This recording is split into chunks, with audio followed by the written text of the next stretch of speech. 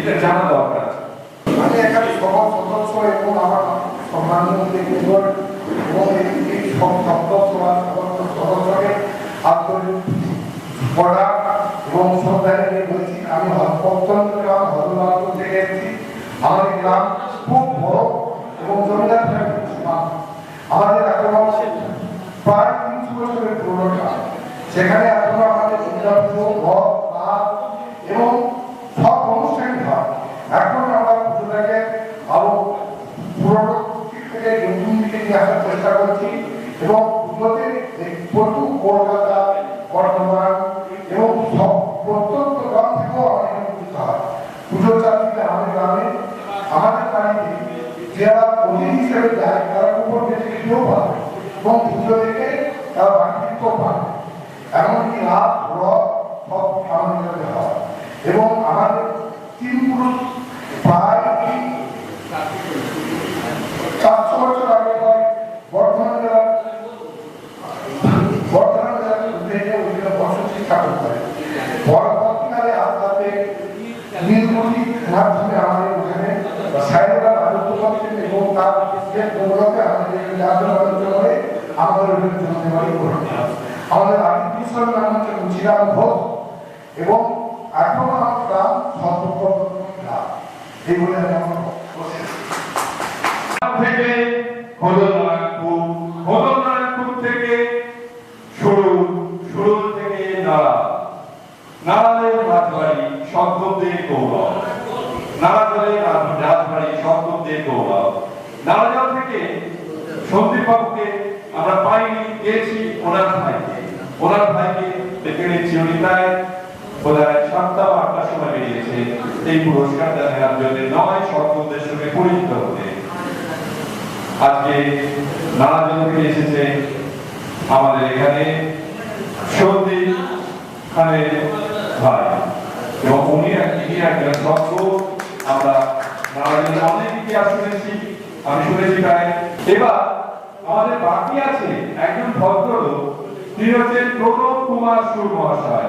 প্রণব কুমার সুর মহাশয়কে পুরস্কার দেবেন যতীন্দ্রনাথ ঘোষ। প্রণব কুমার সুর সম্বন্ধে যত কম বলবো ততই কম বলা হবে। 1960 সাল থেকে উনি সম্পদ বিনিয়োগের উপর কাজ করছে, জলাভূমি আন্দোলনে উনি যুক্ত। শুধু তাই নয়, প্রণববাবু এখনো রামকৃষ্ণ মিশনে শিক্ষকতা করছে। কোন সময় কলকাতা ইউনিভার্সিটি সায়েন্স কলেজে উনি পড়িয়েছে। এমবিএ, এফসিসিসি, এফএসআই ডিগ্রি শেষ নেই। আমি ওনার এখানেই থামলাম। প্রণব কুমার সুর ওনাকে উঠে পড়াচ্ছে আমাদের ছোট বোন, ওনাকে পুরস্কার দিচ্ছে। এই সবার মধ্যমণি, নয়নের মণি, তরুণ যুবক যতীন্দ্রনাথ ঘোষ মহাশয়। যতীন্দ্রনাথ ঘোষ প্রণববাবুকে পুরস্কার দিচ্ছে। আমরা সত্যি প্রণববাবুর একজন গুণী মানুষকে পেয়েছি আমাদের মধ্যে। আমরা গর্বিত, আপ্লুত। প্রণব কুমার সুর সংসর্গের কাছ থেকে অন্যান্য ধানের চাষ আজও প্রণবকে প্রমাণ বয়স 86 নয়, আমার মনে হচ্ছে 46 হলে ভালো হয়। আপনি যেভাবে কাজ করে চলেছেন এবং এখন ওই রামকৃষ্ণ মিশনে পড়া, প্রণববাবু শুধু পড়ানো নয়, ওনার বহু ছাত্রছাত্রী গবেষণায় যুক্ত হয়ে আছে। আমি প্রণববাবুকে কিছু বলার জন্য অনুরোধ করব, কারণ ওনার বক্তব্য আমাদের কাছে ভীষণ অমূল্য হতে পারে। এখানে আমি মাইকটা দিচ্ছি প্রণববাবু। ধন্যবাদ। আমি জানি না আমার বিষয় বলতে গেলে তো বলছিলেন যে শিক্ষকরা অনেকগুলো বিষয়। আমি যদি বলেন যে 86 বছরে কাজ করছেন কি করে, এখানে যারা বসে আছেন তারা তো জানি না কখন 86 বছর আছেন এবং তারা কতটা অ্যাক্টিভ আছেন। এই বিষয়ে আমি বলতে পারি অ্যাক্টিভ থাকুন, তাহলে এখানে 86 কেন, আপনি 90-80 বছর কাজ করতে পারেন। যারা অ্যাক্টিভিটিটা ছেড়ে দিচ্ছেন, আমি রিটায়ার করে কি করবো, হ্যাঁ কি বলার নেই, তাহলেই কিন্তু আপনি আবার অ্যাক্টিভ হয়ে যাবেন। এই ব্যাপারটা মনে রাখা, এটা আমার মূল প্রেরণা। আমি ছাড়ি এবং আপনারা পছন্দ করেন। আমার আইবিএস আছে, আমি যেদিন রাত্রে একটু কোনো অন্য বিষয়ে আলোচনা বা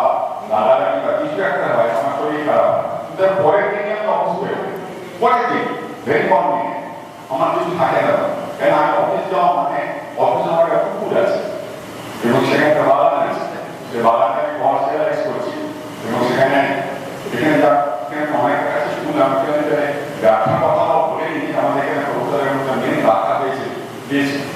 এখন যারা এগিয়ে আসছে না কেন, কিছু করছে না কেন, আমি একটা প্রস্তাব রাখছি। এখানে অনেকে শুনলাম বাগানের শখ আছে, অনেকে বাগান করে, অনেকে জমি জমা দিয়ে কাজ করে। আমি কিন্তু এই সমস্ত ব্যাপারটাকে নিয়ে কমার্শিয়ালাইজ করার একটা সেন্ট্রাল অর্গানাইজেশন করেছি। আমাদের সুবিধা থেকে অর্গানাইজেশনের মধ্যে যদি আপনারা এই ব্যাপারে ইন্টারেস্টেড হন, যে আমি কিছু বাগানে কিছু করা মার্কেটিং করা বা আমি কিছু গাছের চারা তৈরি করতে আপনি মার্কেটিং করুন বা আপনি কি মার্কেটিং করতে পারেন আমাদের বলুন, আমরা করে দেবো। এইটা কিন্তু কাজ করতে পারি করছি হবে যে যারা এখানে আছেন যারা গাছ ভালোবাসেন তারা প্লিজ যদি মনে হয় না আমি করবো এবং তার নেক্সট জেনারেশন করছি হয়তো আপনাদের বয়স দেওয়া হচ্ছে নেক্সট জেনারেশন হয় সে 30-40 নিয়ে তো আমার ছাত্ররা আমার সঙ্গে আছে। আমি রিসেন্টলি নামচির মধ্যে দোকান করে বসেছিলাম, সেখানে ওকে গাছ বিক্রি করেছি। মনে করে আপনি করবেন হ্যাঁ করবেন দিন, সেখানে ওকে গাছ বিক্রি করেছি। তো সেটা আমি করি। সেই জন্যে যদি আপনারা মনে করেন আমরা কিন্তু এক করে অ্যাটলিস্ট সদ্যোগের মধ্যে একটা কিছু প্রফেসর আমি একটু লিখতে পারি, এটুকু আপনাদের বললাম। আর আমি বলেছি আমি কিভাবে কেন আমরা এখন আছি। আর আমার কাজকর্ম নিয়ে আমি পাস করেছিলাম সেরামিক সায়েন্স নিয়ে, MTech position ceramic science. Ceramic science হচ্ছে এনামেল ক্রকারি ট্রান্সপোর্টেশন। তারপরে আমি পড়াই, সেখানে আমি একটা টিচিংয়ে আমাদের দেওয়া হয় নাম কখনই ওখানে পড়াতাম। তারপরে আমার একটা প্রস্তাব ইউনিভার্সিটি গ্রহণ করে। দেখুন কলকাতার সঙ্গে বহু কলকারখানা আছে যেখানে আমাদের ইউনিভার্সিটির ছাত্ররা এখানে কারখানাটা চালায়। ইউনিভার্সিটি তো প্র্যাকটিক্যাল হয় না, আমাদের ইউনিভার্সিটির প্র্যাকটিক্যালটা কারখানা আমাদের দিয়ে করা অ্যাপ্লাইড কেমিস্ট্রি, সেখানে কাজে আপনাকে কাজ করে দেখতে পারে। আমাদের প্রস্তাবটা কালকাটা ইউনিভার্সিটি তখন যিনি বিসি ছিলেন তিনি মেনে নেবেন, সঙ্গে সঙ্গে গেলা হবে। এবং এখন আমি বলছি আমার কিন্তু ছাত্ররা আমার কারখানায় গিয়ে 3 দিন প্র্যাকটিক্যাল করে পরে তারা রীতিমতো ইউনিভার্সিটি মেনে নেন। তারপরে আমি এই পরিবেশ মামলার কথা আমি বললেন, আপনারা যাদের ইউনিভার্সিটিতে কলকাতা হাইকোর্টে একটা সব থেকে বড় পরিবেশ নিয়ে মামলা হয়েছিল। এই জন্য বলছি এটার কথা কেউ জানে না এবং নর্থ হাইকোর্টও জানে না। যে মামলাটা ছিল আমাদের জলাভূমি বুঝিয়ে সেখানে একটা রোয়ার ট্রেন সেটা করা হবে। প্রস্তাবটা এসেছিল সিপিএম আমলে এবং সেখানে প্রস্তাবটা ছিল জমি বসু। আমি ওকে ঘুরে বেড়ার সম্ভাবনা বন্ধ হয়ে গেছে। আমার ওকে আমার জলাভূমি কোনো প্রয়োজন নেই, কিছু জায়গায় জলা পড়ে যাচ্ছে, মশা হয় ঠান্ডা হয়, এই ধরনের কথাবার্তা। জল তো সায়েন্সের লোক না, আমি 10 জায়গার ঘরে ঢুকলাম, বিভিন্ন আমার খারাপ কি ব্যাপার সম্ভব আপনি আমি সুন্দর এসেছি কেউ জানে না, কারণ আপনার ঘরে আমি শুনতেছি বসে কি শুনছেন বলে কেন ওই সরকার থেকে বলছে ওই জলভূমি বুঝিয়ে দেবে কি ওখানে একটা আপনার জমি সেখানে একটা যে লোকটা আপনাকে বলছে কবে বলে বাবা কোনো প্রয়োজন নেই, তার নিজস্ব কাজটাই হচ্ছে জলভূমির উপরে পিএইচডি। মানে আপনি জানেন আমরা জানেন এবার জানি অনুষ্ঠানে কাজ করেছি, সে ভদ্রলোক একটা সায়েন্টিস্ট বসে আছে সরকারের সঙ্গে তাকে টাকা পায়, সেখানে বসে আছে, সে সাপোর্ট করা যাচ্ছে না। আমি যদি আপনার কাছে এরকম নোট তৈরি করে দিই দেবেন ওর 100 বার আপনি বিএডি কাগজ এনে দিতে পারেন।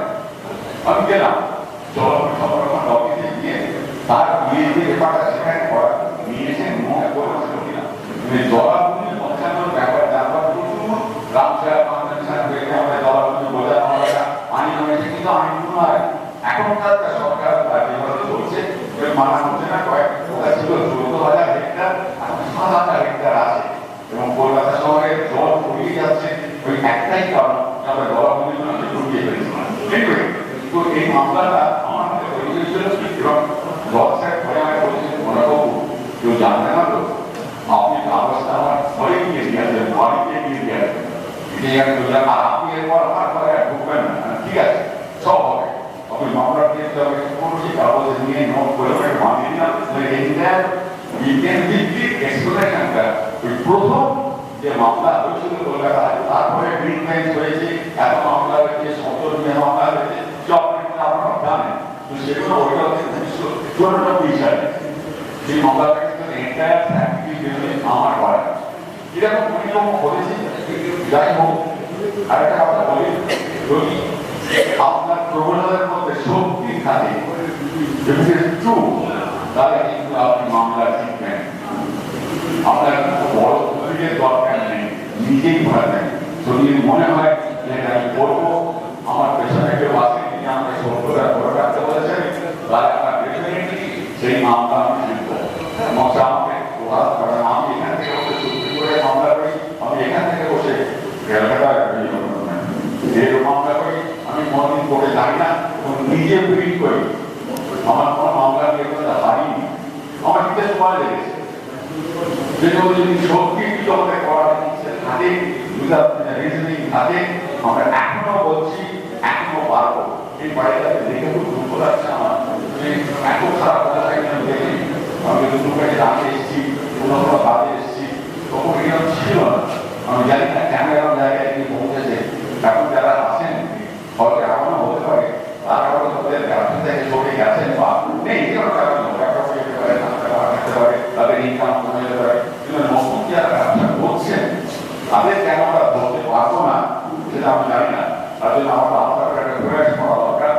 যেটা হচ্ছে এটা একটু মানব দেন এবং আমার এই ধরনের বললে নিশ্চয়ই আমরা নতুন প্রজন্মকে ঘরে আনতে পারবো এবং আবার এই বাড়িটাকে ফিরিয়ে গিয়ে অনেক কিছু করা যায়।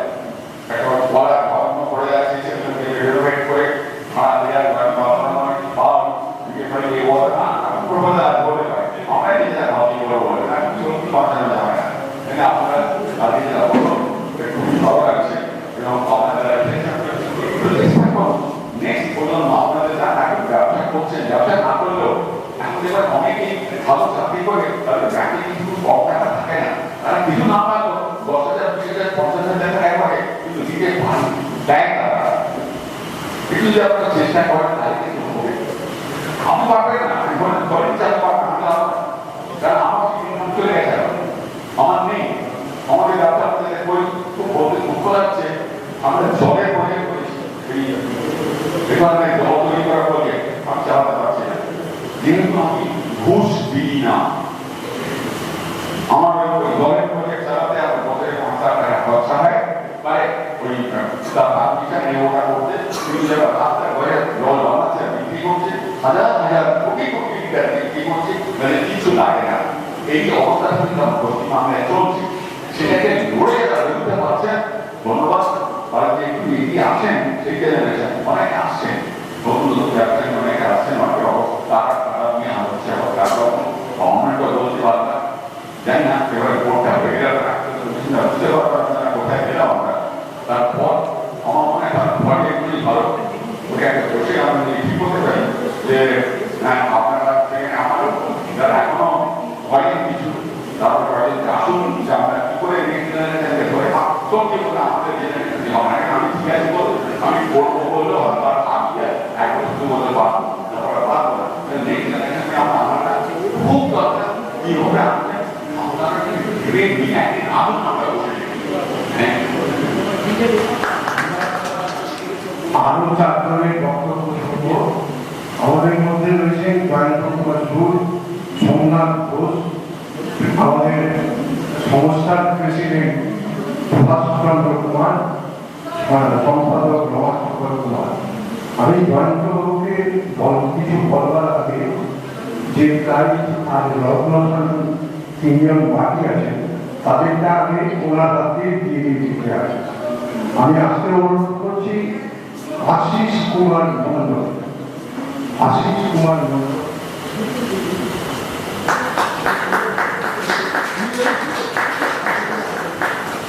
একই সঙ্গে আর একটা মোমেন্ট বাকি আছে, নাম অসিত মন্ডল।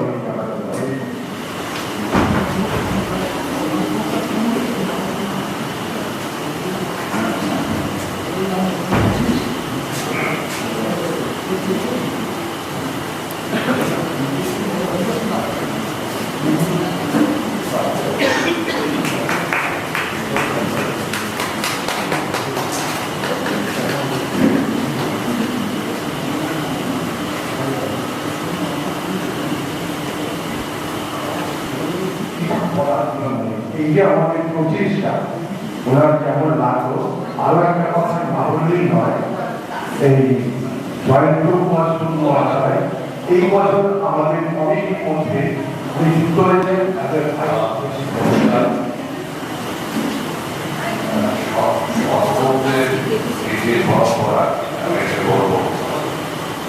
জেনারেশন যেরকম আমাদের আমি আমি কিন্তু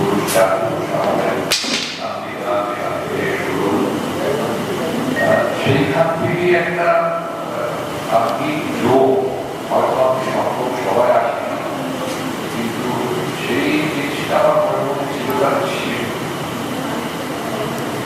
একটা জিনিস ঠিকই বলেছেন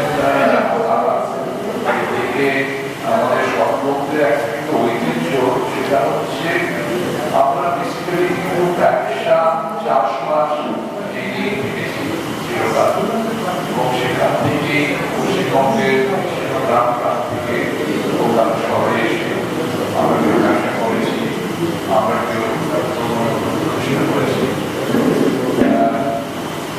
আমাদের 3-4 প্রজন্ম চলে গেছে। আমাদের এখানে যেটা মনে হচ্ছে যে একটা নতুন প্রজন্মকে কিন্তু আনা খুব প্রয়োজন। আমরা হয়তো চেষ্টা করবো শুধু তো কন্ট্রিবিউশন থেকে হয় না, কন্ট্রিবিউশন হচ্ছে একটা মান যেটা হয়তো যারা আমাদের চেষ্টা করে ব্যবহার করে করতে পারে, কিন্তু এখানে এগিয়ে দিতে যেতে গেলে একটা ইয়াং জেনারেশন দরকার যারা শুধু করবে না, এটাকে করবে, এবং সেইটা করার জন্যে এটা আমার মনে হয় যে হ্যাঁ যদি আমরা বসে কি করি যে গেলে এখানে আত্মবিদ্যা করবো, কিন্তু একটা জিনিস আমার মনে হয় যে ব্যবসায়িক ফ্যামিলি থেকে হয়তো সময় দেওয়া তার মনের মধ্যে ইচ্ছে থাকে যে তাদের পূর্বপুরুষরা এখান থেকেই তাদের এই জায়গাটাকে এনেছে, সেই কথাটা ভেবে তারা যদি আমাদের সম্ভব সবাই নিজেদের কিছুটা দিতে পারে, তাহলে নিশ্চয়ই আমরা সবাই সম্ভবরা এই প্রোগ্রামের জন্য আর একজন ভাইস প্রেসিডেন্ট রয়েছেন, নাম সোমনাথ ঘোষ। আমি ওনাকে অনুরোধ করব ওনার কেমন লাগলো এই অনুষ্ঠান এবং সংক্ষেপে যদি বলেন আমাদের। দেখুন, আমি এখানে আপনাদের কাছে বক্তব্য রাখতে পেরে আমি অনুপ্রেরণা করছি। আমি সবাই প্রথম বলছি যে আমার যথেষ্ট তাদের তাদের